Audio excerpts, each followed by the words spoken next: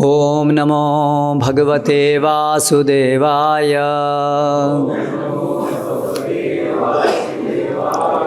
ओम नमो भगवते वासुदेवाय।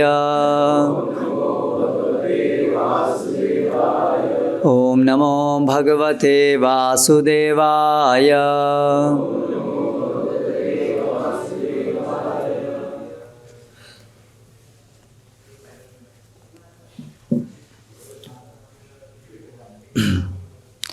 श्रीमद् भागवतम स्कंद 4 अध्याय 29 नारद तथा राजा प्राचीन बर्ही के मध्य वार्तालाप। श्लोक क्रमांक 81। प्राचीन बर्ही राजर्षिः प्रजा सर्गाभिरक्षणे आदिश्य पुत्रानगमत् तपसे कपिलाश्रमम्। शब्दार्थ, अनुवाद एवं तात्पर्य। कृष्ण कृपा मूर्ति श्री श्रीमद् अभय चरणारविंद भक्तिवेदांत स्वामी श्री प्रभुपाद जी के द्वारा। प्राचीन बर्ही, राजा प्राचीन बर्ही, राजऋषि साधु राजा, प्रजा सर्ग नागरिकों का समूह, अभिरक्षणे रक्षा करने के लिए, आदिश्य आदेश देकर, पुत्रान अपने पुत्रों को, अगमत प्रस्थान किया, तपसे तपस्या करने के लिए, कपिल आश्रमम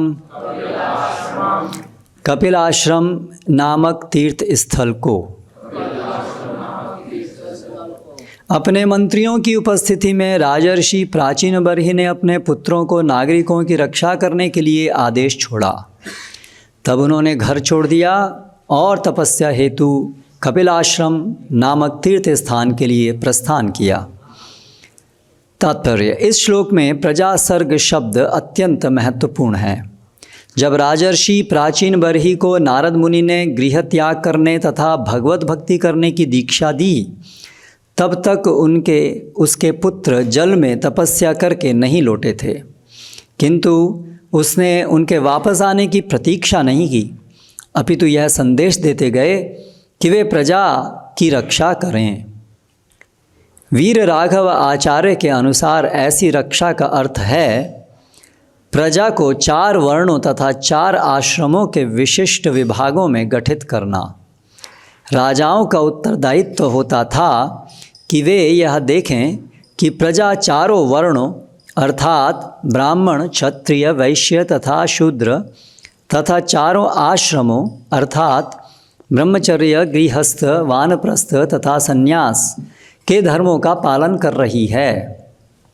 इस वर्णाश्रम धर्म को सुगठित किए बिना किसी राज्य में प्रजा पर शासन चलाना अत्यंत कठिन है। मात्र विधानसभा में प्रत्येक वर्ष अधिनियम बनाकर राज्य में प्रजा पर शासन करना तथा उन्हें पूर्ण शांति में रखना संभव नहीं है। अच्छी सरकार के लिए वर्णाश्रम धर्म अत्यावश्यक है। मनुष्य के एक वर्ग ब्राह्मणों को बुद्धिमान तथा ब्राह्मण के रूप में योग्य होना चाहिए। दूसरे वर्ग क्षत्रिय को प्रशासन में प्रशिक्षित होना चाहिए। अन्य वर्ग को व्यापार, वैश्य और इससे भी अवर वर्ग शूद्र को श्रम में प्रशिक्षित होना चाहिए। मनुष्यों के ये 4 वर्ग प्रकृति के अनुसार पहले से हैं, किंतु सरकार का कर्तव्य होता है कि वह देखे कि ये 4 वर्ग अपने अपने वर्ण का नियम पूर्वक पालन करें। यह अभिरक्षण कहलाता है।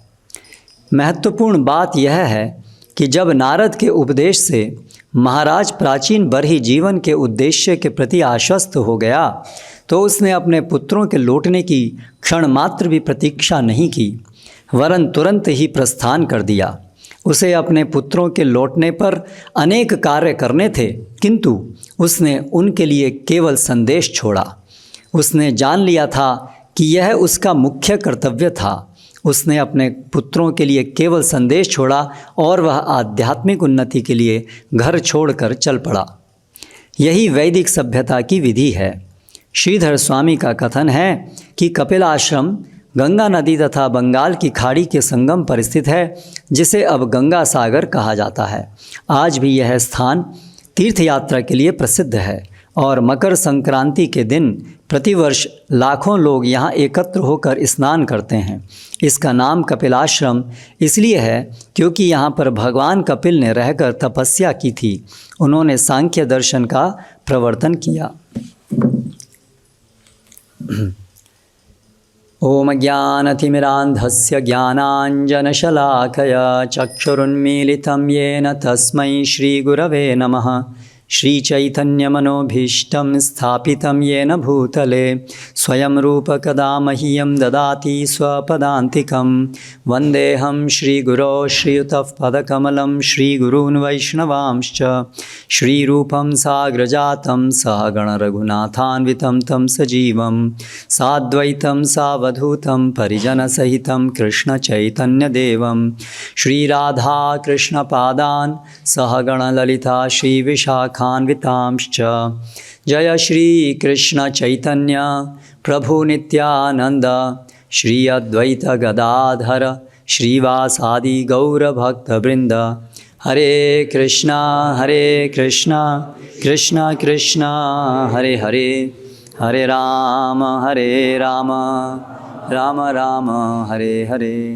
तो अभी इस अध्याय का अंत हो रहा है और नारद मुनि ने प्राचीन बरही को जो जीवन की यथार्थ सत्य के विषय में शिक्षाएं दी, उसके परिणाम स्वरूप प्राचीन बरही अपने जीवन के उद्देश्य और विशेष रूप से भगवान की शरण लेने के विषय में जागृत हो गए। हित्वात्मा पातम गृहमंधकूपम वनम गतो यद्धरिमाश्रयेत। तो ये उनके समझ में आ गया, इसलिए वो अभी निकल पड़े घर से दूर, सांसारिक कार्यों को निवृत्त करके वो अपना राजपाट ऐसे ही नहीं छोड़ा अपने, क्योंकि राज धर्म समाज के लिए महत्वपूर्ण है। इसका अर्थ ये नहीं है कि अगर जो भक्त होते हैं वो समाज से अनन्य मनस्क होते हैं, क्योंकि भक्त भी इस भौतिक जगत में जब तक हैं तो वो भी जब तक परमहंस स्तर पे नहीं है तब तक सामाजिक व्यवस्था ठीक से रहे, इससे भक्ति में लाभ होता है और सभी लोगों के लिए भगवान की तरफ चलने में सहायता होती है। इसलिए भक्तगण सामाजिक विषयों को अनदेखा नहीं करते हैं, किंतु जीवन के अलग अलग सोपान हैं, उन अवस्थाओं में हमारे अलग अलग कर्तव्य होते हैं। तो सामाजिक कर्तव्य हर जीवन की दशा में नहीं होता है। ब्रह्मचर्य आश्रम में नहीं होता है, गृहस्थ में होता है, वानप्रस्थ में नहीं होता है, किंचित होता है, और सन्यास में पूरी तरह से आध्यात्मिक प्रचार का कार्य होता है। तो ऐसे ये वैदिक संस्कृति है। तो श्रील प्रभुपाद बहुत बार इसको अपने तात्पर्य में बताते हैं। भागवतम में अनेक दृष्टांत हम देखते हैं जिसमें राजागण इतना महत्वपूर्ण कार्य वो कर रहे थे, राज्य संचालन, लेकिन फिर समय आने पर वे अपने पुत्रों को सौंप करके और निवृत्त होते हैं। तो यही यहाँ पर भी हम देख रहे हैं, प्राचीन बरही भी निवृत्त हो गए। अन्यथा तो वो मोहवश ऐसे ही चलते रहते। जैसे धृतराष्ट्र, उनको भी विदुर ने बहुत कटु शब्दों के द्वारा उनको जगाया कि आप क्यों यहाँ पर एक कुत्ते की तरह से घर में ही बैठे हो, निकलो यहाँ से और भगवान की शरण लो। तो उसी प्रकार से तो सभी पूरे चारों के चारों आश्रमों में भगवान की शरण लेनी है, लेकिन भगवान की शरण लेने के अंदर फोकस अलग अलग है। ब्रह्मचर्य आश्रम में फोकस है सीखने पर, जीवन क्या है, आचार प्रचार, आचार व्यवहार, चरित्र इत्यादि, ये सब की शिक्षा, शास्त्रों की शिक्षा, प्राथमिक रूप से शिक्षा लेने का समय ब्रह्मचर्य आश्रम है। गृहस्थ आश्रम में जो सीखा है उसके अनुसार अभी एक गृहस्थ आश्रम में रह करके भक्ति करना और साथ साथ जीवन की जो शरीर की आवश्यकताएं हैं समाज की, उसको उत्पन्न करने में योगदान देना अपने वर्ण के अनुसार। और वानप्रस्थ आश्रम में फिर पुनः सामाजिक शरीर की आवश्यकताओं को न्यूनतम करना और अभी शरीर की आवश्यकताओं को उत्पन्न करने की जिम्मेदारियों को समेट करके भगवान की भक्ति को मुख्यता प्रदान करना, ये वानप्रस्थ आश्रम में है। और संन्यास आश्रम, जब कोई बहुत अच्छे से भगवान की सेवा में या आध्यात्मिक विषय में प्रशिक्षित हो जाए तब अन्यों को भी आध्यात्मिक शिक्षा देना, ये संन्यास आश्रम में होता है। तो अभी यहाँ पर श्रील प्रभुपाद एक और महत्वपूर्ण चीज़ के ऊपर जोर दे रहे हैं, प्रजा सर्ग, कि एक राजा का महत्वपूर्ण कार्य है प्रजा का रक्षण। और श्रील प्रभुपाद वीर राघव आचार्य को उद्धृत करते हुए कह रहे हैं कि प्रजा रक्षण में का अर्थ है वर्णाश्रम धर्म का रक्षण। राजा जो है वो कैसे प्रजा की रक्षा करता है? प्रजा को वर्ण और आश्रम के अनुसार नियोजित करके वो प्रजा की रक्षा करता है। और वर्तमान समय में प्रभुपाद यहाँ पर कह रहे हैं कि वर्तमान समय में बहुत उथल पुथल है समाज के अंदर। नेपाल में हम देख रहे हैं और ऐसे अलग अलग जगह पर बहुत अनरेस्ट है, उपद्रव है, अलग अलग प्रकार के।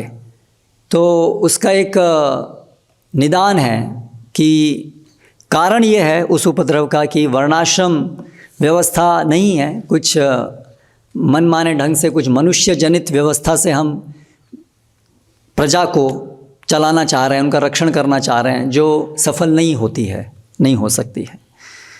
तो इसलिए प्रजा रक्षण के लिए वर्णाश्रम जरूरी है। तो मैं थोड़ा आज की कक्षा में इस विषय के ऊपर ही कुछ चर्चा करना चाहता हूँ। तो पिछली एक बार एक महीने पहले लगभग एक कक्षा में हमने चर्चा की थी कि कैसे वास्तव में वर्णाश्रम में जो वर्णों का विचार है, निर्धारण है, वो गुण के अनुसार होना चाहिए, केवल जन्म के अनुसार नहीं। तो उस संदर्भ में मुझे कुछ प्रश्न प्राप्त हुए एक भक्त से, तो मैं उन प्रश्नों को आज संबोधित करना चाहता हूँ क्योंकि वो यहाँ से संबंधित भी हैं, प्रजा रक्षण। तो प्रश्न ये है कि भक्ति के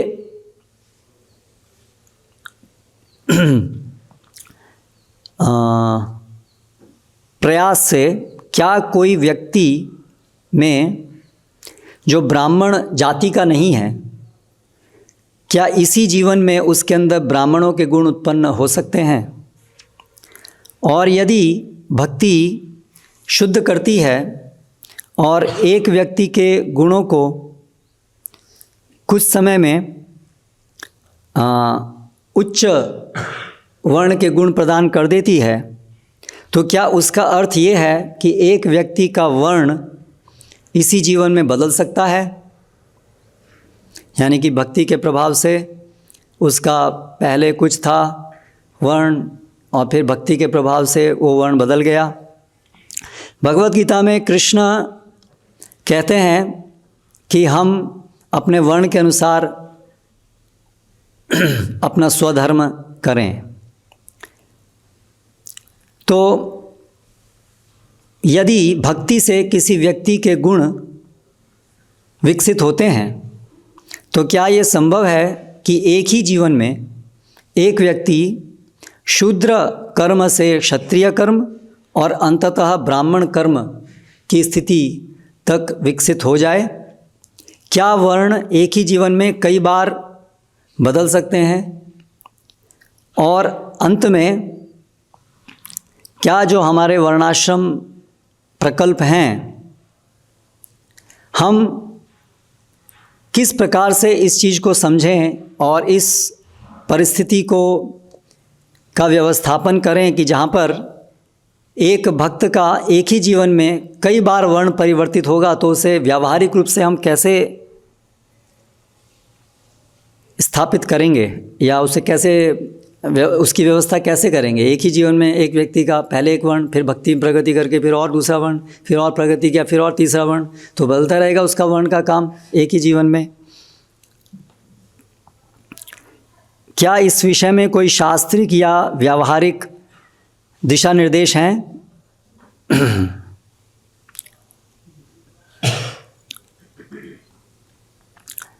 फिर वो लिख रहे हैं कि मैं इसको जानना चाहता हूँ और मेरी जो वर्तमान समझ है वो ये है कि वर्ण धर्म जन्म के समय पर जन्म जिस परिवार में होता है उसके अनुसार निर्धारित होता है और उसी के अनुसार उसका समाज में रोल होता है और आध्यात्मिक उन्नति से वो नहीं होता है।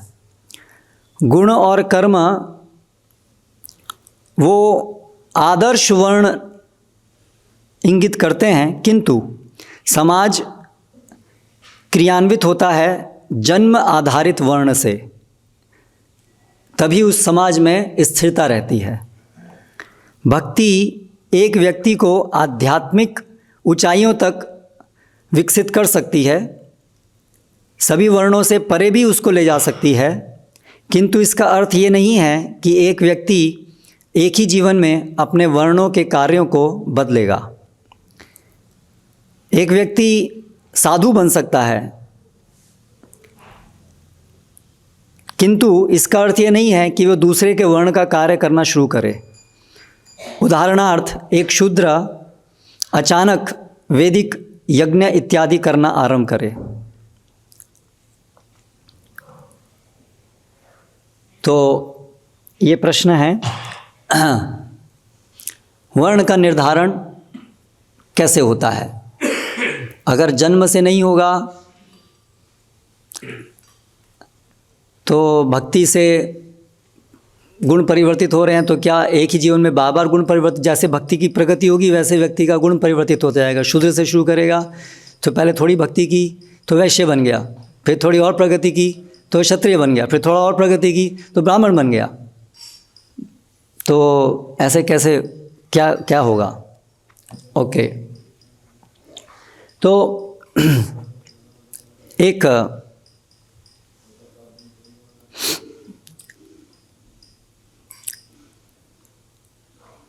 आर्टिकल है भक्तिविनोद ठाकुर के द्वारा लिखा गया,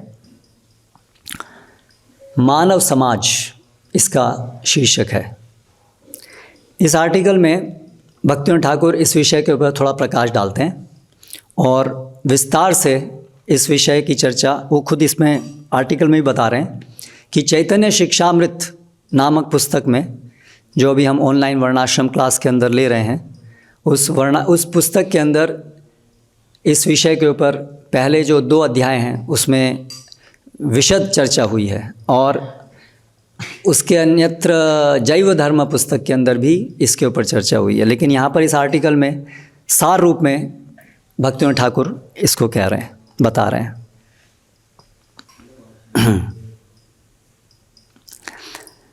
तो जैव धर्म यानी जीव का धर्म, कृष्ण प्रेम, वो जब हम इस भौतिक जगत में आते हैं तो वो परिवर्तित ट्रांसफॉर्म हो जाता है, विकृत रूप ले लेता है और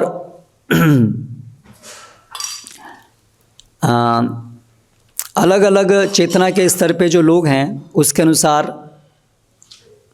वो जैव धर्म अलग अलग रूप में प्रकट होता है, प्रस्तुत होता है।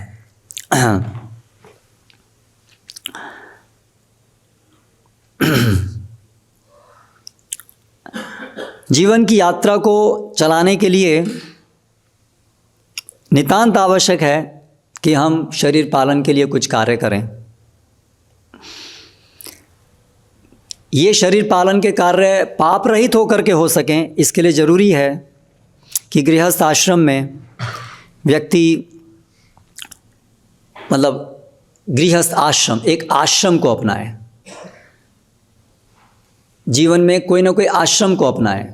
वान ब्रह्मचारी, गृहस्थ, वानप्रस्थ, सन्यास, जीवन की यात्रा को संपन्न करने के लिए और जीविकोपार्जन करने के लिए कोई ना कोई वर्ण के अंदर वर्ण को अपनाए, जिससे शरीर यात्रा पाप रहित होकर के हो सके। क्योंकि शरीर यात्रा मतलब शरीर की मेंटेनेंस। तो शरीर की जो पालन करना है वो तो ज़रूरी है, क्योंकि शरीर में हम अभी बंधे हुए हैं इस भौतिक जगत में। लेकिन उसको पाप रहित होकर करने के लिए वर्ण और आश्रम को स्वीकार करना चाहिए।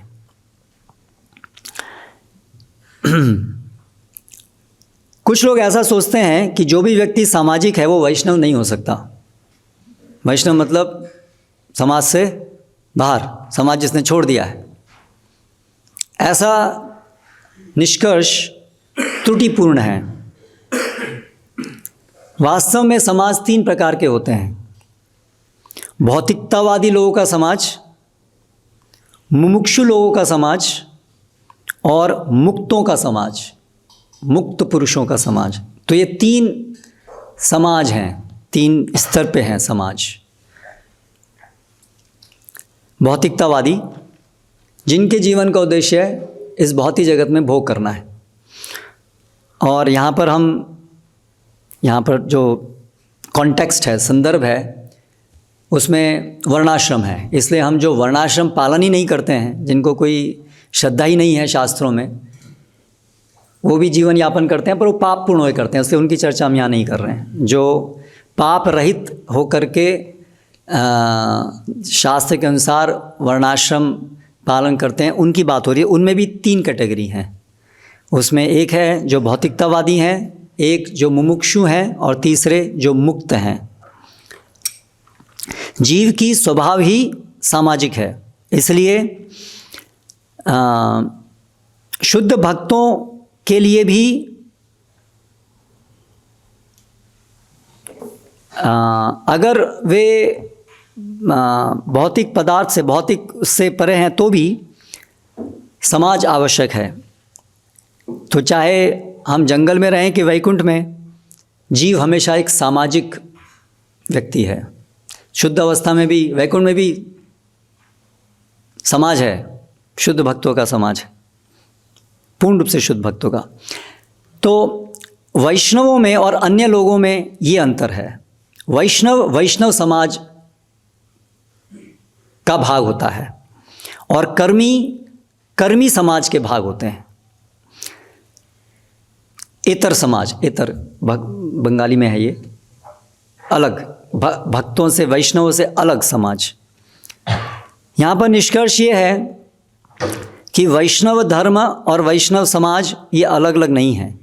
वैष्णव समाज में और कर्मी के समाज में अंतर ये है कि जो वैष्णव समाज है उनका अंतिम लक्ष्य कृष्ण प्रेम, भगवत प्रेम होता है, और जो कर्मी समाज है, भौतिकतावादी लोगों का जो समाज है, वर्णाश्रम पालन करने वालों का, उनका लक्ष्य स्वार्थपूर्ण काम वासनाओं की तृप्ति होता है।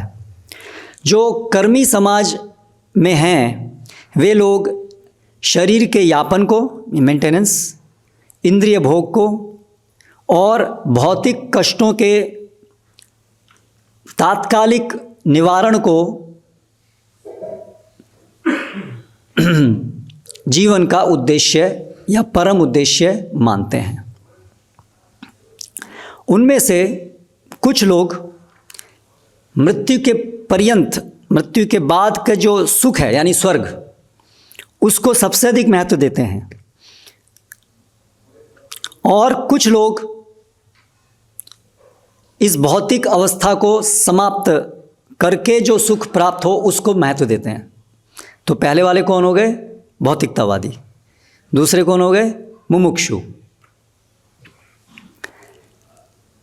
जो वैष्णव समाज में स्थित जीव हैं वे शरीर के रख रखाव यानी मेंटेनेंस यापन को, इंद्रिय भोग, इंद्रिय मतलब इंद्रियों के लिए जो भी आवश्यकताएं हैं उसको, विज्ञान को, नैतिकता को, भौतिक कष्टों के निवारण को केवल भगवान के प्रेम को प्राप्त करने में अनुकूलता प्राप्त हो इस उद्देश्य से करते हैं।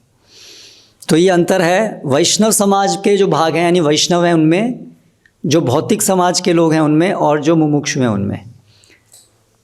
शरीर का यापन सभी लोग कर रहे हैं लेकिन उद्देश्य अलग अलग है। जो भौतिकतावादी समाज है उनके लिए वही लक्ष्य है और साथ साथ स्वर्ग प्राप्त करना लक्ष्य है। जो मुमुक्षु हैं उनके लिए मोक्ष प्राप्त करना लक्ष्य है, और जो भक्त हैं उनके लिए शरीर यापन का उद्देश्य कृष्ण सेवा में अनुकूलता प्राप्त करना है।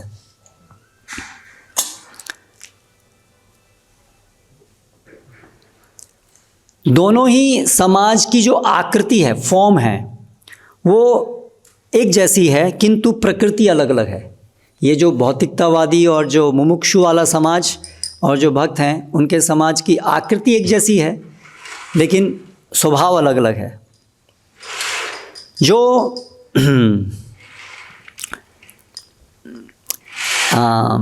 वर्णाश्रम सिस्टम धर्म के बिना कोई भी सामाजिक व्यवस्था ढंग से नहीं चल सकती है।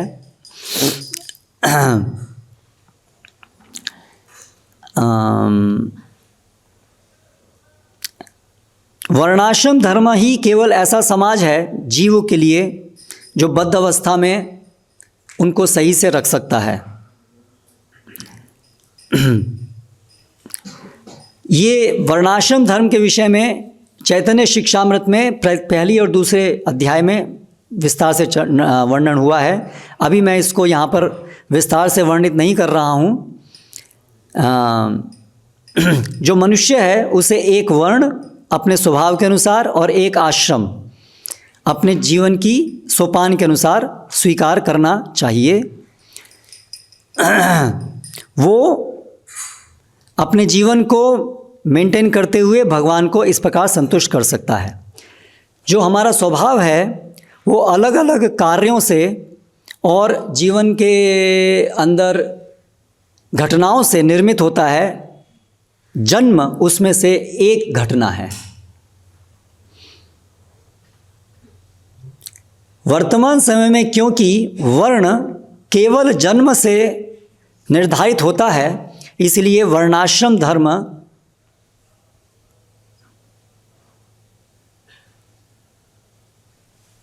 डिसग्रेस्ड, असम्मानित, तिरस्कृत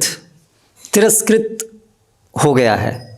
तो भक्तिविनोद ठाकुर कह रहे हैं क्योंकि वर्तमान समय में वर्ण निर्धारण केवल जन्म से हो गया है, ये कारण है वर्णाश्रम धर्म के तिरस्कृत होने का। परिणाम ये है कि व्यक्तियों के उनके धर्म में स्थित होने पर भी जो भी वो कार्य करते हैं उसमें सफलता प्राप्त नहीं होती है। वर्णाश्रम में स्थित ऐसे लोगों को देख करके जो उनके जो हितैषी हैं और जो बुद्ध व्यक्ति हैं उनको भारत के भविष्य में को लेकर के बहुत बड़ी चिंताएं उत्पन्न होती हैं, क्योंकि भारत के अंदर अभी ये सिस्टम पूरा जन्म से फिक्स्ड हो गया है। जन्म जिस जाति में है वो उसका वर्ण, तो ये तिरस्कृत है और इसकी वजह से जो जानकार हैं वो भविष्य क्या होगा, क्योंकि ये सिस्टम तो इससे शुभ नहीं होने वाला, इसको देख करके चिंतित हैं। लेकिन वर्णाश्रम धर्म को ख़त्म करके भी कोई शुभ प्राप्त नहीं किया, क्योंकि एक रिएक्शन है कि ये वर्णाश्रम धर्म बेकार है इसलिए क्या करो, ये सब वर्णाश्रम धर्म को ही हटा दो। ये उसका दूसरा रिएक्शन है कि भाई वर्णाश्रम धर्म जो है तो जाति पाति ये सब, इससे तो बहुत प्रॉब्लम है, तो इसको अभी पूरा वर्णाश्रम धर्म ही हटा दो। ये रिएक्शन तो वो भी हटा करके भी कोई शुभ नहीं होने वाला, और ये गलत तरीके से जो चल रहा है उससे भी कोई शुभ नहीं होने वाला। वर्ण धर्म वो जीवन स्वरूप है, एक जीव का स्वरूप है, वेरी लाइफ। अगर वर्णाश्रम धर्म ही हटा दिया जाए तो पूरा मनुष्य समाज ही विध्वंस को प्राप्त करेगा। तो इसलिए ये हमारा कर्तव्य है कि वर्णाश्रम धर्म में जो भी कलमश आया है उसको हटाया जाए, ना कि वर्णाश्रम धर्म को हटाया जाए। वर्णाश्रम धर्म को स्वस्थ अवस्था में लाने के लिए निम्नलिखित नियम दोबारा से स्थापित होने चाहिए। अब 10 पॉइंट दे रहे हैं Bhaktivinod Thakur, 10 very specific points कि वर्णाश्रम धर्म को पुनर्स्थापित करने के लिए, उसके अंदर जो कलमश है उसको हटाने के लिए, सही रूप में वर्ण धर्म को स्थापित करने के लिए क्या किया जाना चाहिए। पॉइंट नंबर 1, वर्ण, एक व्यक्ति का वर्ण केवल जन्म से निर्धारित नहीं होना चाहिए। पॉइंट नंबर 1, केवल जन्म से वर्ण निर्धारण नहीं होना चाहिए।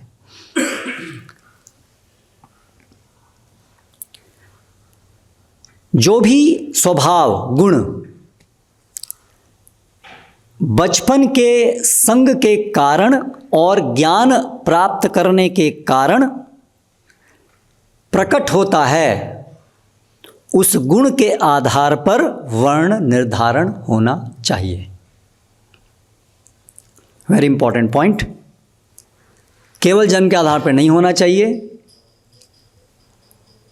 जो गुण बाल्यपन में जो संग प्राप्त हुआ है और उन्होंने जो शिक्षण प्राप्त किया है उसके आधार से जो गुण निर्मित हुए हैं, उन गुणों को देख करके उन गुण के अनुसार वर्ण निर्धारित होना चाहिए। तो अब इस पॉइंट के ऊपर थोड़ा देखें। और तो एक विचार है कि जो हमने पूर्व कर्म किए हैं उसके आधार से हमारा जन्म हुआ, इसलिए जन्म के समय पर ये फिक्स हो गया कि हमारे गुण क्या हैं। बस अभी वो समय आने पर प्रकट हो जाएंगे, बाकी फिक्स तो हो गए जन्म पर।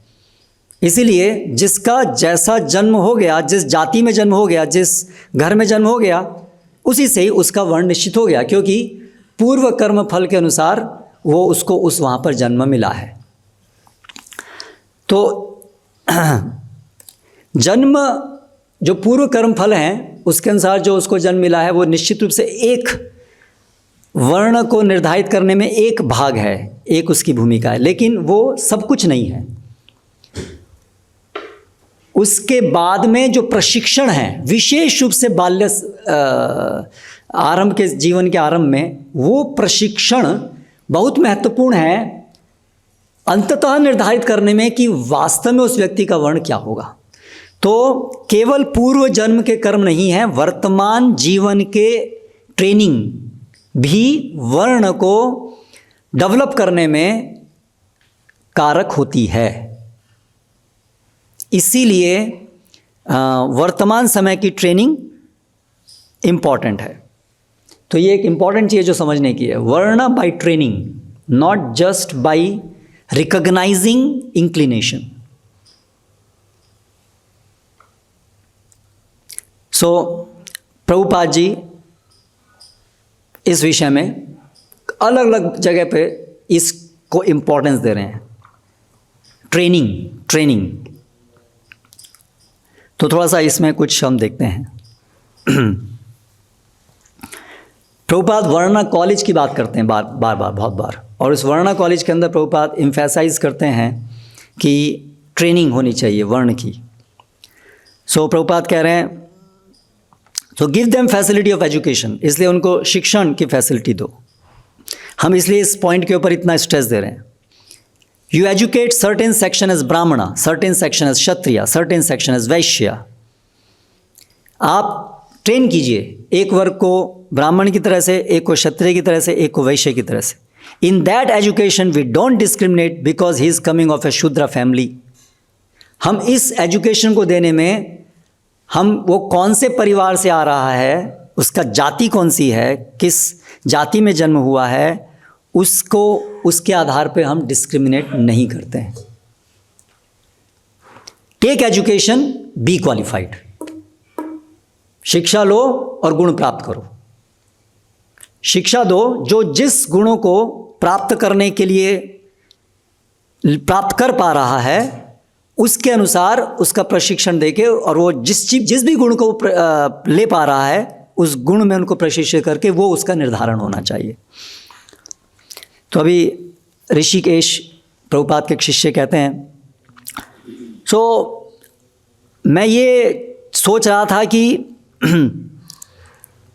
ये देखने के लिए कि व्यक्ति का क्या स्वभाव है, हम पहले उसे एंगेज नहीं करेंगे किसी चीज़ में तो हम कैसे पता चलाएंगे कि वो कौन सा उसका स्वभाव है।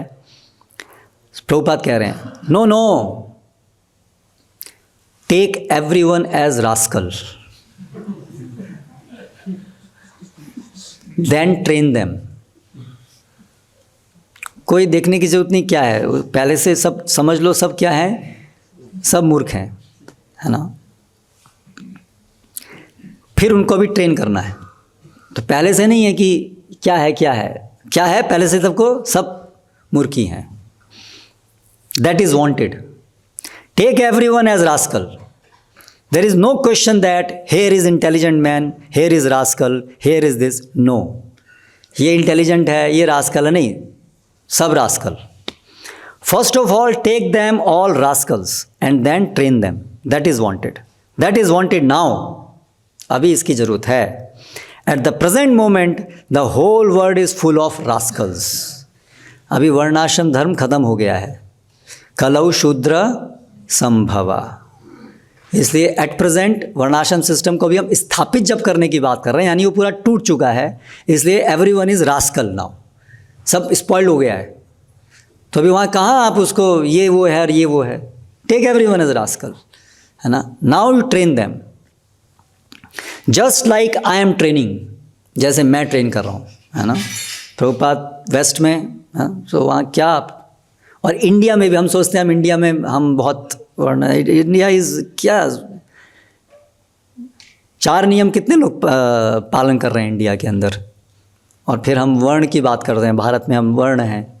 हाँ, कितने लोग पोर्नोग्राफी नहीं देख रहे हैं, तो कौन से वर्ण की बात कर रहे हैं, कौन से वर्णाश्रम धर्म की बात कर रहे हैं। वो अंत्यज लोगों का काम है जो वर्णाश्रम से बाहर होते हैं। आप आज समाज के लोगों के गुण देखिए और शास्त्रों में देखिए, अंत्यजा जो चोरी करते हैं, जो पाप करते हैं, ये 4 नियम भंग करते हैं, उनको वर्णाश्रम के बाहर माना जाता है, they are out, अंत्यजा।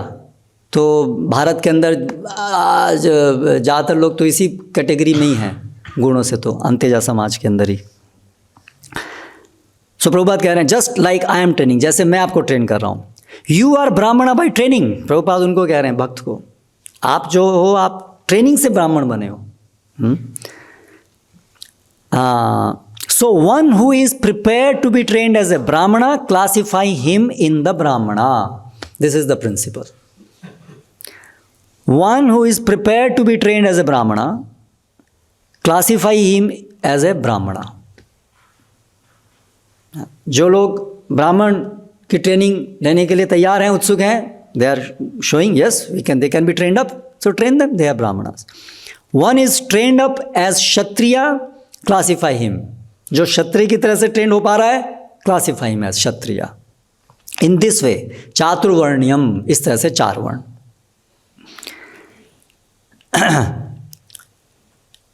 So take whole mass of people as shudra. सबको शूद्र ही है यही मानो, कलौ शूद्र संभवा।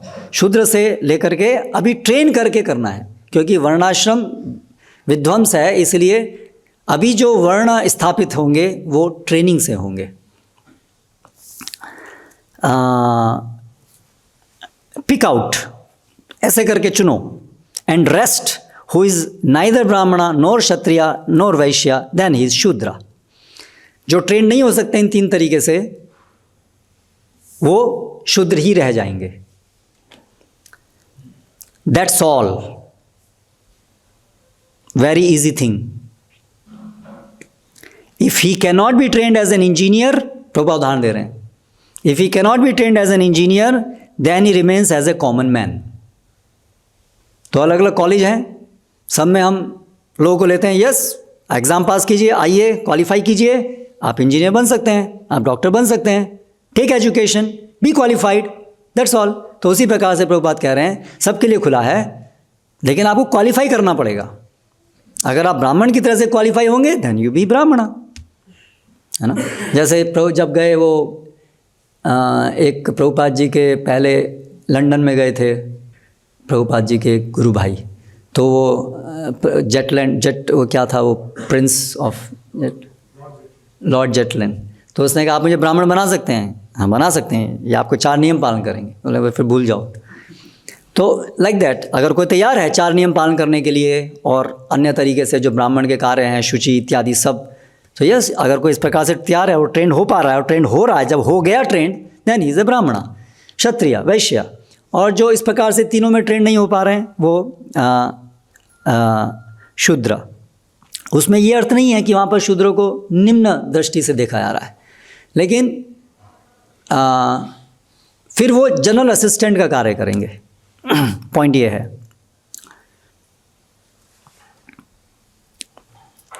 तो इससे फर्क नहीं पड़ता, so it doesn't matter, everyone is born shudra, जन्म से सभी शूद्र ही हैं, but he should be trained up, लेकिन उसकी ट्रेनिंग होनी चाहिए। जैसे कि हमारे व्यवहारिक जीवन में हम देखते हैं कि कोई व्यक्ति साइंटिस्ट नहीं जन्म लेता है, इंजीनियर या लॉयर होकर के जन्म नहीं लेता है। एवरीवन इज बॉर्न इनोसेंट, है ना, child, everyone is born innocent child, then he is trained up by the guardians, फिर उसकी ट्रेनिंग होती है। Similarly there should be training how to become brahmana, how to become kshatriya, how to become vaishya. And the government should see that everyone, as he is trained up, he is working according to his quality and occupational duty. और ये सरकार की जिम्मेदारी है कि वो देखे कि जैसा जिसका ट्रेनिंग हुआ है, जैसे जिसके गुण विकसित हुए हैं, उसके अनुसार वो कार्य करे। तो यही हम जो आज देख रहे हैं, अभिरक्षण, ये सरकार की जिम्मेदारी है कि व्यक्ति के गुण क्या हैं, उस गुण के अनुसार वो अपना कार्य करे। Then there will be complete peace and harmony. फिर समाज में शांति रहेगी। ओके, सो दूसरा पॉइंट पढ़ रहे थे हम कि व्यक्ति का जो वर्ण है वो उसके स्वभाव, जो चाइल्डहुड एसोसिएशन और नॉलेज से प्रकट होता है। तो जो एक समाज जब चल रहा होगा वो इस प्रकार से चलेगा कि बचपन से जिस घर में है तो उसका प्रभाव पड़ेगा, उसके पिता क्या कर रहे हैं, माहौल क्या है, उसका प्रभाव पड़ेगा। तो बचपन में जो भी उसका एसोसिएशन है और जो उसने नॉलेज प्राप्त की है, जो भी ट्रेनिंग प्राप्त की है, उससे आगे कह रहे हैं प्रभुपाद, पेरेंट्स वर्ण, जो पिताजी का जो वर्ण है, it should be considered slightly alongside the person's nature and taste. उस व्यक्ति के स्वभाव के साथ साथ थोड़ी मात्रा में उसके पिता के वर्ण का भी ध्यान रखा जाना चाहिए। तो यस, बर्थ किस, उसके पिताजी का क्या स्वभाव है, पेरेंट्स का क्या स्वभाव है, वो भी एक फैक्टर है, बट वो अल्टीमेट फैक्टर नहीं है, वो भी एक फैक्टर है। और विशेष रूप से वर्तमान समय में वो फैक्टर बहुत नगण्य हो गया है, क्योंकि वर्तमान समय में पिताजी का ही वर्णाश्रम सिस्टम के अनुसार वो भी कोई नहीं है, और सब खिचड़ी है, और सब जनरली सब शूद्र वर्ग में ही है। तो लेकिन फिर भी अगर एक वर्णाश्रम समाज, जैसे अभी प्रश्न आया था कि हमारी कम्युनिटीज़ में क्या होगा, तो धीरे धीरे जहाँ पर कि वर्ण का लोग कार्य कर रहे हैं, है ना, ऐसे करके जनरेशन जा रही हैं, तो फिर पिता का जो वर्ण है, जिसका जन्म उस परिवार में हुआ, तो बचपन में उसको उसी वर्ण की शिक्षा भी मिलेगी। जैसे प्रभुपा बोलते हैं एक डॉक्टर का बच्चा है तो उसको ज़्यादा सुविधा है कि बचपन से ही उसके उसी माहौल में वो हो रहा है, लेकिन अंततः उसको क्वालिफाई तो करना पड़ेगा, उसके बिना उसको डॉक्टर नहीं बनाया जा सकता। तो उसी प्रकार से पिता का जो वर्ण है वो एक फैक्टर है, मदद करता है, लेकिन वो अंततः निर्णायक नहीं है। फिर प्रभुपा जी आगे कह रहे हैं, आफ्टर 15 years ऑफ एज, 15 साल की उम्र के बाद, the family priest, the landlord, the parents and learned individuals shall sit together and determine his varna. 15 साल की आयु के बाद में जो बड़े लोग हैं घर के, समाज के बुद्धिमान लोग, जानकार लोग, ब्राह्मण हैं, लैंडलॉर्ड जो सब रक्षण प्रदान कर रहे हैं, पेरेंट्स हैं, वो सबको बैठ करके देखना चाहिए। 15 साल की आयु लगभग तब निर्धारित होना चाहिए कि इसका वर्ण क्या है। तो अभी तक जो भी उसने शिक्षण प्राप्त किया है, जो भी उसकी एसोसिएशन रही है, उससे फाइनली उसका स्वभाव क्या प्रकट हो रहा है, उसके आधार पे the question, next point, the question should be whether the adult male has achieved the eligibility to attain his father's varna. तो ये विचार यहीं से होना चाहिए कि जो उसके पिता का वर्ण है, माइंड इट, हम यहां बात कर रहे हैं पिता के वर्ण की, ना कि जाति की। पिता का वर्ण क्या है, पिता का स्वभाव और पिता के स्वभाव के अनुसार कार्य क्या है ना। प्रश्न ये करना है कि ये बच्चा 15 साल का हो गया लड़का, क्या इसके स्वभाव अपने पिताजी के स्वभाव के अनुसार ही है या नहीं है, ये प्रश्न करना है। If eligible for the father's varna he shall be initiated. अगर पिता के गुण के अनुसार ही उसके गुण हैं, तो जो पिता का वर्ण है उसी में उसका इनिशिएशन होना चाहिए। If eligible for a higher varna, अगर उसके गुण से दिख रहा है कि वो अपने पिता के वर्ण से उच्च वर्ण के लिए योग्य है, he shall be initiated into that, तो उसकी दीक्षा उस वर्ण के लिए होनी चाहिए। If fit for a lower varna, अगर वो निम्न वर्ण के लिए फिट है, he may be given an additional 2 years, उसको और 2 साल दिए जा सकते हैं। Next point, after 2 years his वर्ण विल बी डिटरमाइंड अगेन। 2 साल के बाद दोबारा परीक्षण किया जाएगा। तो ऊंचे जाने में, ऊपर जाने में एंकरेजमेंट है, इसलिए अगर किसी का नीचे है तो भी ठीक है, और 2 साल देखो। सो पॉइंट ये है, कोई भी वर्ण इस प्रकार से घृणित नहीं है, किंतु अगर कोई व्यक्ति उच्चतर वर्ण, ब्राह्मण, नेक्स्ट क्षत्रिय, नेक्स्ट वैश्य, नेक्स्ट शूद्र, तो जो वास्तविक वर्णाश्रम है और विशेष रूप से जो ये आध्यात्मिक समाज है, वैष्णव समाज, उसमें वर्ण सबके सब वर्ण केवल और केवल हरि सेवा के लिए हैं। इसलिए वो अपनी प्रेस्टीज के लिए तो है ही नहीं। इसलिए जब हम यहाँ ऊंच और नीच की बात कर रहे हैं, उसका उद्देश्य हायर प्रेस्टीज और लोअर प्रेस्टीज नहीं है। उसका उद्देश्य हायर और लोअर का ये है कि कौन किसको गाइड करेगा, इस उद्देश्य से, ना कि प्रेस्टीज का इशू है। तो जो ब्राह्मण हैं वो शास्त्रों के द्वारा भगवान की सेवा को सर्वाधिक समझने के लिए योग्य हैं। समाज में सबको भगवान की सेवा में कैसे नियोजित करना है और सांसारिक कार्यों में कैसे नियोजित करना है, उसके लिए उनका योग्यता है। इसलिए वो सभी अन्य वर्णों के गुरु हैं, पूजनीय हैं। लेकिन ब्राह्मण कभी भी अपने को अन्यों से श्रेष्ठ मान करके अन्यों की निंदा या अन्यों का तिरस्कार नहीं करते हैं, फिर वो ब्राह्मण नहीं है। जैसे गुरु, आध्यात्मिक गुरु, कल हमने प्रवचन गुरु महाराज का सुना, भक्तिदान सरस्वती माँ दासोस्मि। तो गुरु जो है इंटरनली वो ये नहीं समझता है कि मैं गुरु हूँ किसी का भी, मैं सबका सेवक हूँ, इंटरनली वो यही सोचता है। लेकिन शिक्षण देने के लिए उसे गुरु का रोल प्ले करना पड़ता है। तो उसी प्रकार से ब्राह्मण भी आंतरिक रूप से वो सबसे अधिक कृष्ण का मैं दास हूँ इस बात में स्थित हैं, इसलिए वो पूजनीय है। इसलिए वो दूसरों को मार्गदर्शन देते हैं, सिखाते हैं कि हरि सेवा का कैसे करो, हरि सेवा का अर्थ क्या है। तो इसलिए ये जो ऊंच नीच है ये प्रेस्टीज के लिए नहीं है, ये हरि सेवा के प्रशिक्षण के लिए है, ये हायरार्की। सो हायरार्की जो है ये गलत कंसेप्शन है कि हायरार्की एक्सप्लॉइटेटिव ही होगी। वैदिक समाज में हायरार्की है, माता पिता ऊपर हैं, बच्चा नीचे है। इसका अर्थ ये नहीं है कि माता पिता बच्चे का शोषण ही करेंगे क्योंकि वो ऊंचे हैं। नो, वो उच्च पद ले रहे हैं क्योंकि आवश्यकता है मार्गदर्शन देने की बच्चे को, इसलिए। तो उसी प्रकार से वैदिक समाज में हायरार्की है, एक ऊंचा है एक नीचा है, पर किस उद्देश्य से? हरि सेवा में सबको प्रशिक्षित करने के उद्देश्य से। एक्सप्लॉइटेटिव नहीं है, hierarchy is not exploitative in Vedic culture.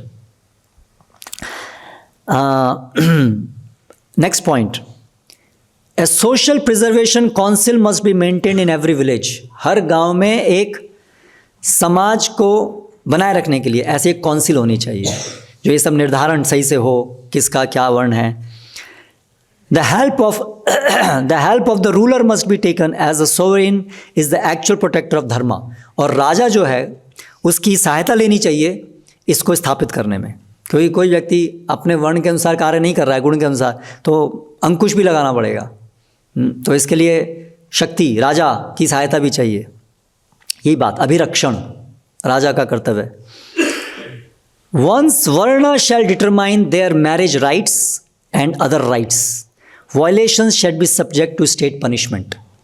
जो विवाह संबंधी अनुष्ठान हैं और अन्य सभी अधिकार हैं समाज में, वो सबका निर्णय इस प्रकार वर्ण के अनुसार होगा। तो ये भी एक प्रश्न रहता है कि विवाह के संबंध में क्या जन्म से जो जाति है वैष्णव समाज में, क्या उसके अनुसार विवाह होने चाहिए? तो सबसे पहले तो हम ये समझें कि ये अलग समाज है। वैष्णव समाज वैष्णवों का समाज है, उनका उद्देश्य, उनका जीवन कृष्ण सेवा है, इसलिए वो स्पिरिचुअल सोसाइटी है। एक है कर्मकांडीय लोगों का समाज जो वर्णाश्रम पालन करते हैं लेकिन उनका उद्देश्य भौतिक है, वो भौतिकतावादी समाज है। तो समाज दोनों ही वर्णाश्रम पालन करेंगे लेकिन दोनों अलग अलग समाज हैं। इसलिए एक भक्तों के समाज में और अभक्तों के समाज में वो इंटरैक्शंस इस प्रकार से विवाह इत्यादि की भी आदर्श रूप में नहीं हो, क्योंकि दोनों का जीवन का उद्देश्य ही अलग है।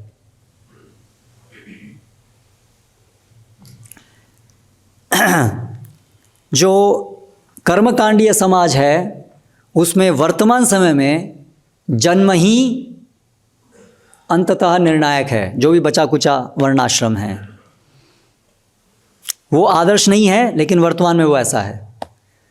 भक्तों के समाज में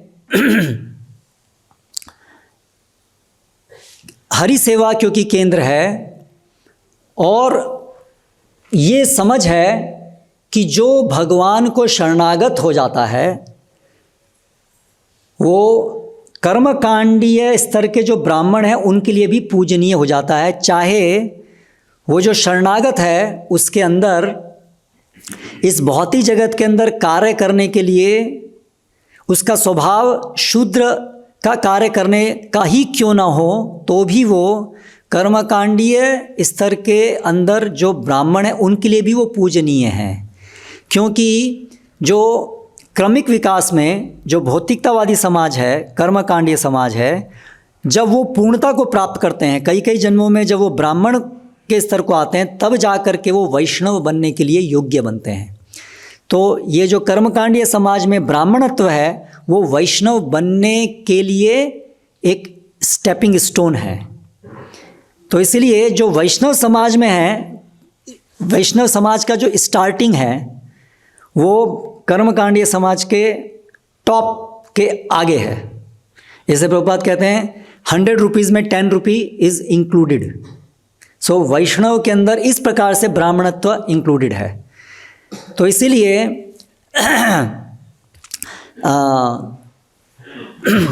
भक्तिवेदांत सरस्वती महाराज ये वैष्णवों के लिए उपनयन संस्कार कि जिससे कि ये जो भौतिकतावादी समाज है वो अपराध नहीं करें, वैष्णवों को जाति के अनुसार देख करके उनकी निंदा ना करें। वैष्णवे जाति बुद्धि, वैष्णव में जाति बुद्धि करना ये एक बड़ा अपराध है, क्योंकि वैष्णव अभी जाति के कंसेप्ट से ऊपर निकल गए हैं, क्योंकि वो भगवान को शरणागत हुए हैं।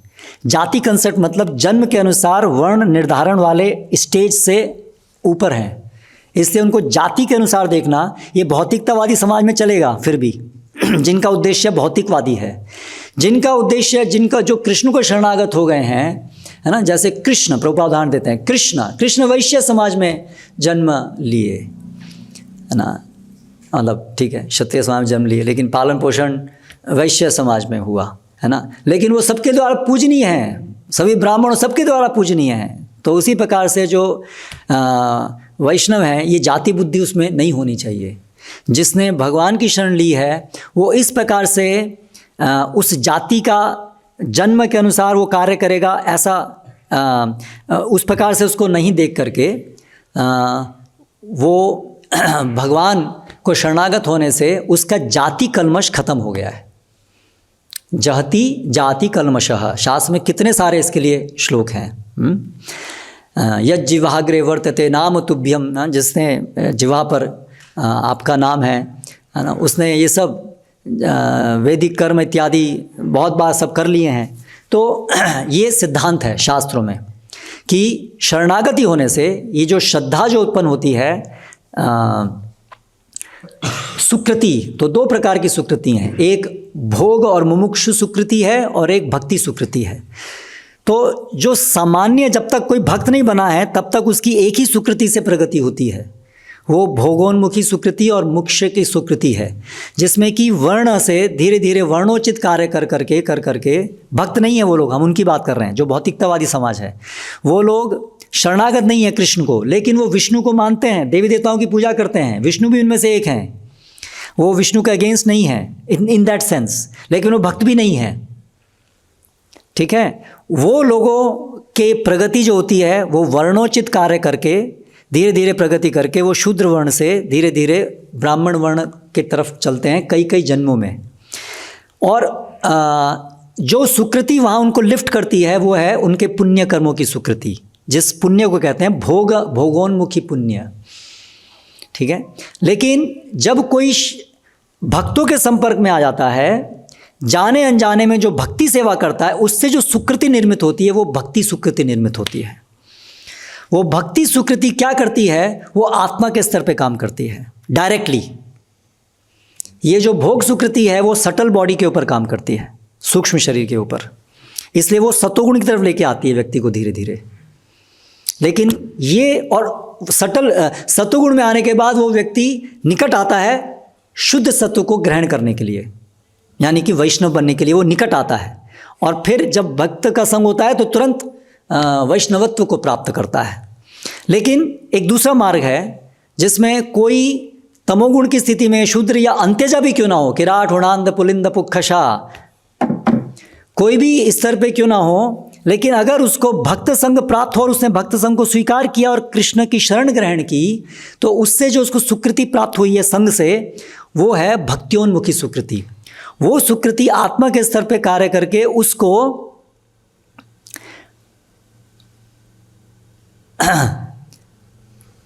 भगवान की अर्च विग्रह की सेवा करने के लिए योग्यता प्रदान कर देती है, जो कि अन्यथा ब्राह्मण बनने पर और ब्राह्मण बनने के बाद तीसरी दीक्षा स्पिरिचुअल इनिशिएशन के बाद जिसको वो योग्यता प्राप्त होती, 3 जन्म, पहले माता पिता से जन्म, दूसरा फिर उपनयन से यानी ब्राह्मणत्व के गुण प्राप्त करके जन्म, और तीसरा फिर जब भक्त बने तब तीसरा जन्म।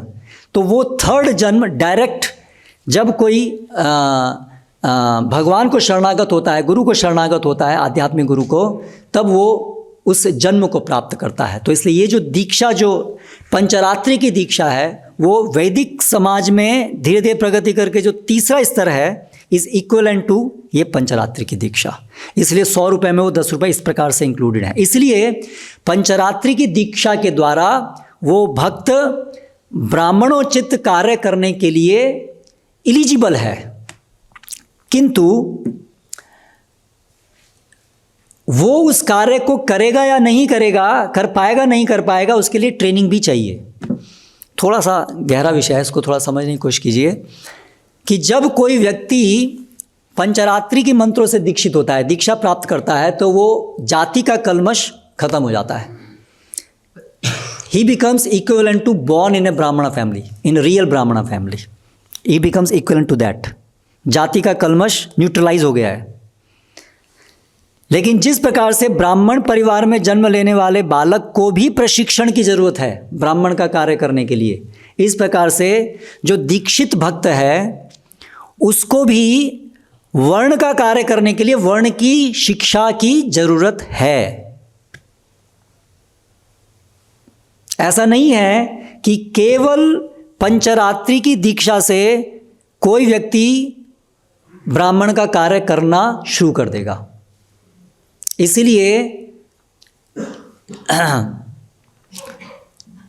आध्यात्मिक गुरु ये देखे कि शरणागत हुआ पहले, इसका मतलब भी वो भक्त है, उस सोसाइटी का भाग है, यानी कि उसकी अभी दीक्षा हुई, पंचरात्रि की दीक्षा हुई उसकी, और अभी फिर ट्रेनिंग प्रदान की जाए, क्योंकि वर्ण की ट्रेनिंग, वो इस समय वर्ण की ट्रेनिंग शुरू से ही नहीं है। जो हमारा फार्म कम्युनिटीज़ होंगी, वैष्णव समाज होगा, वहाँ पर धीरे धीरे वो वर्ण की ट्रेनिंग बचपन से मिलेगी और उनके पिता से ही मिलेगी।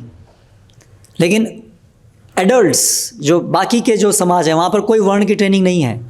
सब इसलिए सबको प्रभुपाद जैसे बोले, टेक एवरीवन एज रास्कल्स, सब शूद्र ही जानो। तो आध्यात्मिक गुरु सब शूद्र हैं लेकिन अभी भक्त हैं, वर्ण से शूद्र हैं लेकिन शरणागत हैं तो भक्त हैं, इसलिए आध्यात्मिक गुरु की शरण में आए हैं। अभी आध्यात्मिक गुरु उनको ट्रेन करेंगे। वो जो दीक्षित हैं वो जिस ट्रेनिंग को स्वीकार कर पा रहे हैं उसके अनुसार उनका वर्ण निर्धारित होगा। तो जो दीक्षित भक्त ब्राह्मण के गुणों को अर्जित करके ब्राह्मण के लिए ट्रेंड हो पा रहे हैं, वो आध्यात्मिक गुरु के द्वारा उनके गुणों को देख करके निर्धारित किया जाएगा कि ये ब्राह्मण है। उनको उपनयन संस्कार होगा,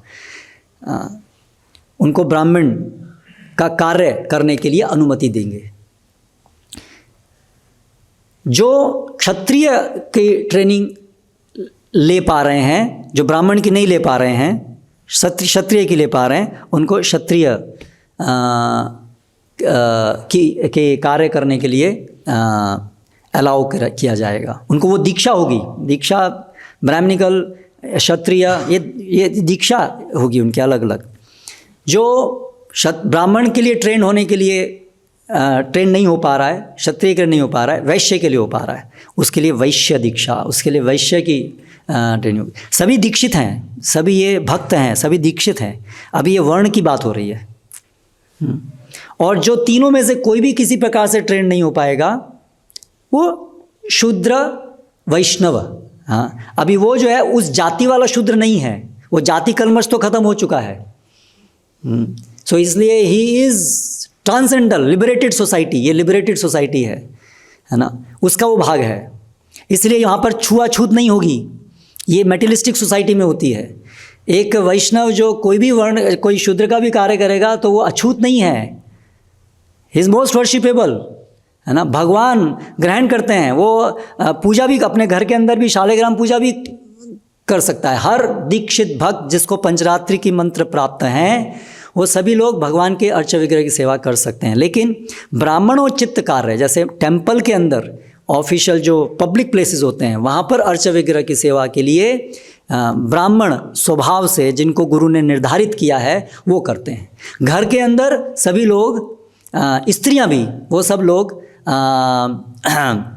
पंचरात्रि की मंत्र प्राप्त करके वो शालिग्राम पूजा या अर्च विग्रह पूजा कर सकते हैं। तो इस प्रकार से भक्तों के समाज में इस प्रकार से वर्ण व्यवस्था होगी। तो जहाँ तक बात है कि एक ही जीवन में क्या कई बार वर्ण परिवर्तित होंगे, तो नहीं। जो स्टेबल समाज है भक्तों का, उसमें बचपन से उनको जो प्रशिक्षण प्राप्त होगा, जो घर में विशेष रूप से घर से जो मिलेगा, उसका टेस्टिंग होगा 15-16 साल की आयु के समय में, और उस समय तक जो वर्ण निर्धारित, जो वर्ण डेवलप होगा, जो गुण डेवलप होंगे, उसके अनुसार वो फिक्स होगा, and that will not change. भक्ति से इस प्रकार से वर्ण चेंज नहीं होता है।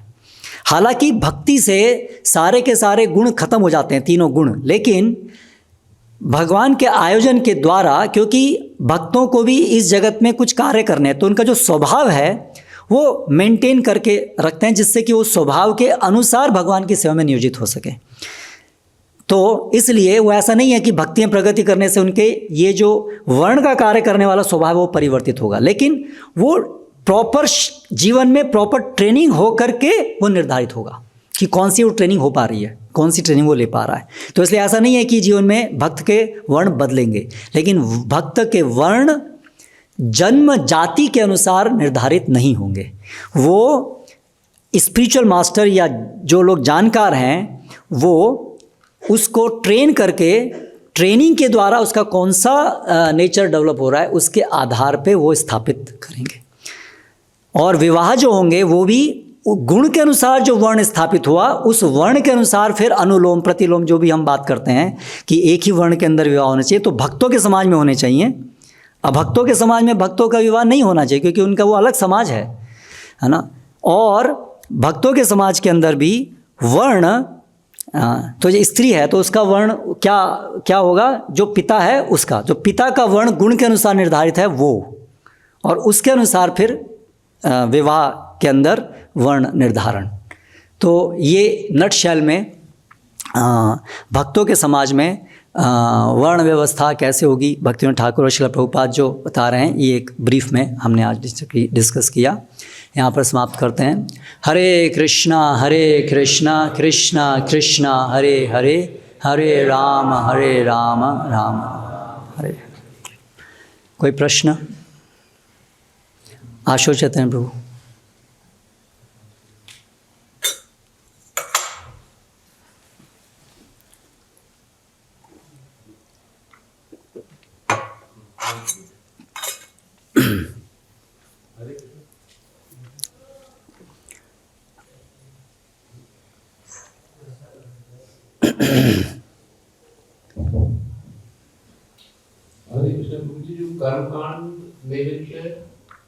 कर्मकांड लेवल पे जो वर्ण है,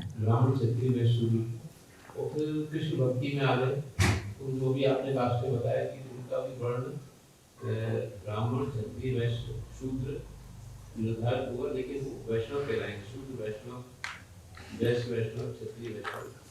तो अगर विवाह के लिए कृष्ण भक्त में आ गए तो अभी तो वर्ण भी देखते हैं अपना कर्मकांड वाला।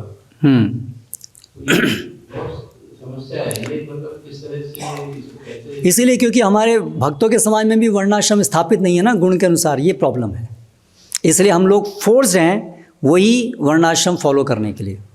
यही प्रॉब्लम हमेशा से रही है। ये भक्तिविनोद ठाकुर के समय, भक्तिवेदांत सरस्वती महाराज की, हम वैष्णव बन जाते हैं लेकिन क्योंकि हमारी अपनी वर्णाश्रम, भक्तों का जो वर्णाश्रम होना चाहिए वो स्थापित नहीं होने की वजह से, है ना, वो कर्मकांडीय लोगों की चीज़ें हम लोग लेते हैं ना। भक्तिवेदांत वैभव में इसलिए पूरा है ना कि उनका जो था कि पूरी जो समझ आउटलुक है वो बिल्कुल अलग है सब चीज़ों को लेकर के। तो लेकिन हम देखिए प्रभुपाद जी के जाने कहने के बाद भी इतना साल हो गया, अभी तक भी हम लोग के वर्ण कहाँ, वर्णाश्रम में कौन है? कोई शहरों में रह के तो एक ही वर्ण है, शूद्र तो इसलिए वहाँ क्या वर्णाश्रम स्थापित करेंगे?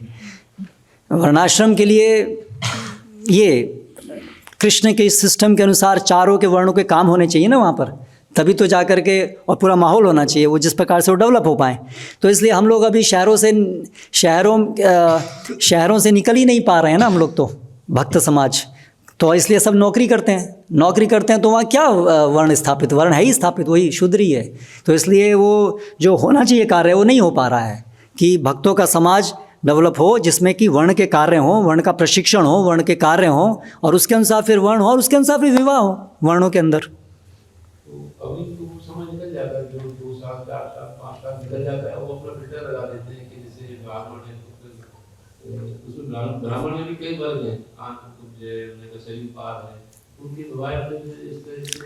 अभी वो क्या है कि हम जब तक अपने समाज में नहीं है, भक्तों के समाज में बहुत हमारा, और ये बाह्य समाज बहुत स्ट्रॉन्ग है कहीं कहीं पर, अभी धीरे धीरे ये भी ख़त्म होता जा रहा है, लेकिन थोड़ा बहुत जो भी है, तो उसमें भक्तों के जीवन में बड़ी समस्या होती है कई बार, क्योंकि सगे संबंधी सब लोग खाने को दौड़ते हैं पूरे, तो इसीलिए फिर उसको भी कुछ देखना पड़ता है विवशतावश। वो क्या है? विवशता है, वो एक शास्त्र के अनुसार सैद्धांतिक नहीं है, वो एक विवशता है।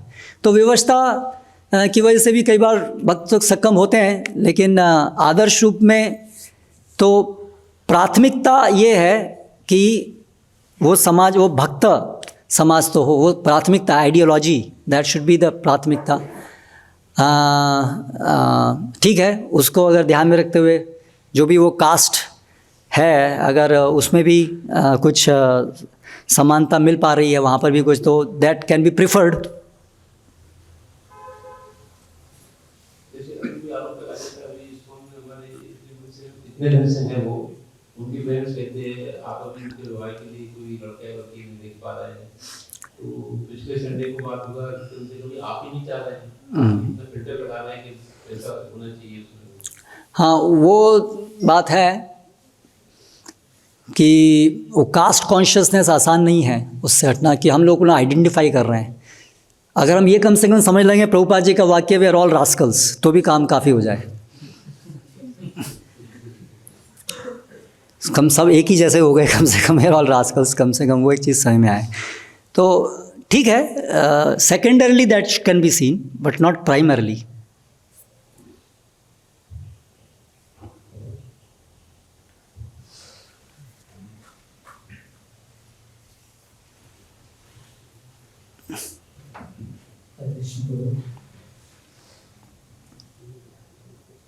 जैसा पिता शूद्र है और पिता का गुण से है, तो पिता का 10 लड़का है, 10 लड़का है।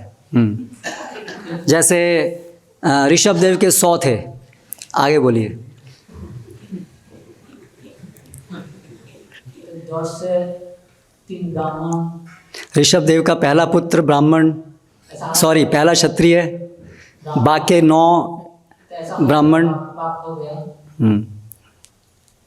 तो ऐसा जो 3 ब्राह्मण हो गया वो ब्राह्मण समाज में चल गया, जो क्षत्रिय हो गया वो क्षत्रिय समाज में चल गया, और दो एक पुत्र शूद्र और पिताजी के पास गया।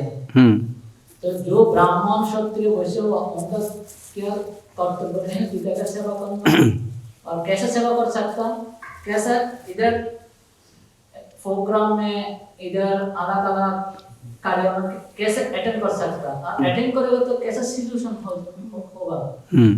तो उसके लिए हमें देखना पड़ेगा कि कैसे पूर्व समय में होता था, क्योंकि ये तो पूर्व समय में भी होता था। मैंने आपको उदाहरण भी दिया, ऋषभ देव के 100 पुत्र थे। कितने उदाहरण हैं, एक ही लीनिएज में कुछ पुत्र जो हैं वो ब्राह्मण बने हैं, कुछ क्षत्रिय बने हैं। सो वो ऐसा तो हमेशा से रहा है। अभी तो हो गया हम दो, हमारा एक, पहले तो 10 वाज द नॉर्म, तो इसलिए वो तो सिचुएशन रही होगी। अभी उसकी वो डिटेल्स कैसे होता था, वो डिटेल्स और थोड़ा जानना होगा। तो ये संभव है, गांव में रह रहे हैं पास पास में, तो कुछ सेवा करना भी संभव है। बाकी उसकी और कुछ डिटेल्स होंगी, that needs to be seen. लेकिन ये अभी नई चीज़ नहीं है, ये हमेशा से होता रहा है कि एक ही पिता के सब बच्चे एक ही स्वभाव के नहीं होते हैं। ऐसा शास्त्र में उदाहरण देखते हैं ना,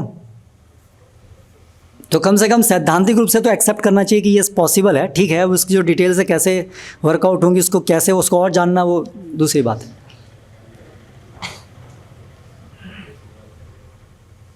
पीछे माता जी कोई प्रश्न?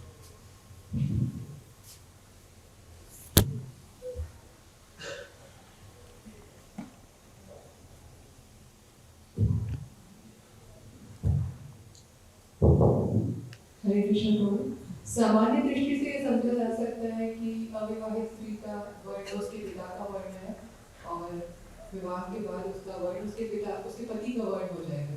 पर जिस तरह से अभी प्रीवियसली एग्जांपल में देखा कि पिता के 10 पुत्र हो सकते हैं, उनके 10 के अलग अलग वर्ण हो सकते हैं।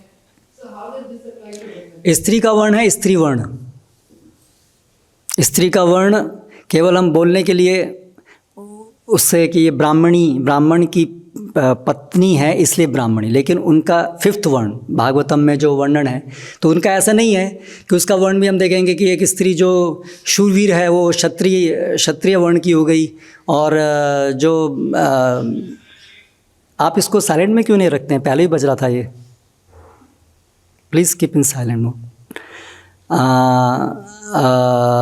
और अगर वो ब्राह्मणिकल कार्य कर सकते हो ब्राह्मणिकल लोग, ऐसा नहीं होता है। स्त्री उनका सभी स्त्रियों का वर्ण स्त्री वर्ण है, इसलिए उनके कार्य जो हैं वो स्त्रियोचित कार्य होते हैं, ना कि उनके कार्य उनके इस प्रकार से अलग अलग होंगे कि कोई ब्राह्मण कोई प्रचार का काम करेंगी, कोई राज्य शासन संभालेंगी, कोई खेती करेंगी, ऐसे स्त्रियों के इस प्रकार के उनको समान एक उनका वर्ण है, दैट इज़ पति की सेवा और घर के कार्य। अभी पति की सेवा क्योंकि उनका कार्य है, इसलिए पति का जो अलग अलग कार्य होगा, अलग अलग वर्ण होगा, उसके अनुसार वो सेवा कर रही हैं, इसलिए उसमें कुछ डिफरेंसेस होंगे। इसलिए जैसे कि जिस घर में वो हैं पिता जो है तो उस प्रकार से एटमॉस्फेयर अलग रहेगा, थोड़ा प्रशिक्षण अलग होगा, लेकिन उनका जो प्राथमिक सेंट्रल जो है स्त्री का वो है स्त्री धर्म, स्त्री वर्ण, इसलिए वो एक अलग अपने आप में एक वर्ण है, स्त्री वर्ण। तो वो एक उसको कहा जाता है कि ब्राह्मणी क्षत्राणी, लेकिन उसका ऐसा नहीं है कि वो फिर वो उसके गुण के अनुसार वो अलग अलग वर्ण हैं, वो गुण स्त्री उनका सामान्य वो गुण उसके अनुसार कर्म है, वो उनकी मोस्ट इम्पॉर्टेंट, मतलब पुरुषों में इस प्रकार से गुण इस प्रकार से हैं, लेकिन स्त्रियों के लिए भाई जेंडर बेस्ड है, स्त्रियों के लिए जेंडर बेस्ड है। सो स्त्री जेंडर के लिए वो वर्ण है और वो उसके प्राथमिक गुण उसके अनुसार ही रहते हैं, उस प्रकार उनका कार्य है। ओके, नैना विराम प्रभु, लास्ट क्वेश्चन।